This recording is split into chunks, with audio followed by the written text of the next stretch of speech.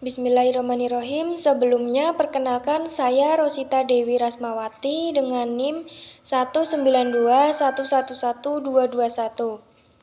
Nah, di sini saya akan memaparkan materi terkait dengan jurnal yang telah saya tulis dengan judul Potensi dan Kendala dalam Pengembangan Asuransi Syariah di Indonesia. Sebelumnya, kita tahu bahwa asuransi syariah di Indonesia ini memiliki potensi yang prospektif, mengingat jumlah penduduk di Indonesia yang beragama Islam itu lebih dari 180 juta. Di samping itu, sebagian umat Islam menginginkan segala interaksi muamalah yang dilakukannya itu dalam upaya mencapai kesejahteraannya itu harus disesuaikan dengan syariah. Kemudian potensi pasar asuransi syariah akan semakin meningkat jika didukung dengan tumbuhnya perbankan syariah.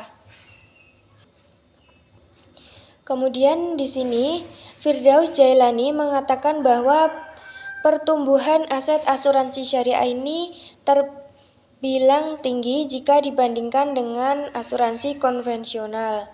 Namun, porsi pangsa pasar asuransi syariah ini masih sangat kecil, sehingga masih sulit bagi industri asuransi syariah dalam mengejar ketertinggalan dari asuransi konvensional tadi. Nah, prospek asuransi syariah ini akan semakin baik apabila saat ini pemerintah juga sudah ikut berperan aktif di dalamnya. Dilanjutkan dengan sumber daya manusia dalam bidang asuransi syariah, kini masih sangat rendah. Perkembangan dan juga pelaksanaan asuransi syariah di Indonesia sendiri masih mengalami kesulitan dan juga kendala sebagai suatu hambatan yang mana dalam asuransi syariah. Adapun kendala ataupun kesulitan yang dihadapi dalam mengembangkan asuransi syariah di Indonesia tersebut, di antaranya belum adanya payung hukum mengenai asuransi syariah.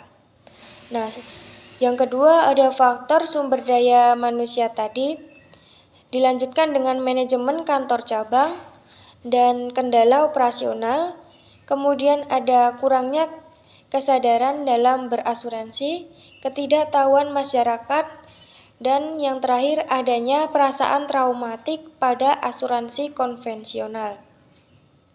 Nah, mungkin itu tadi sedikit pemaparan dari saya terkait dengan adanya potensi dan juga kendala dalam pengembangan asuransi syariah di Indonesia. Kurang lebihnya mohon maaf. Wassalamualaikum warahmatullahi wabarakatuh.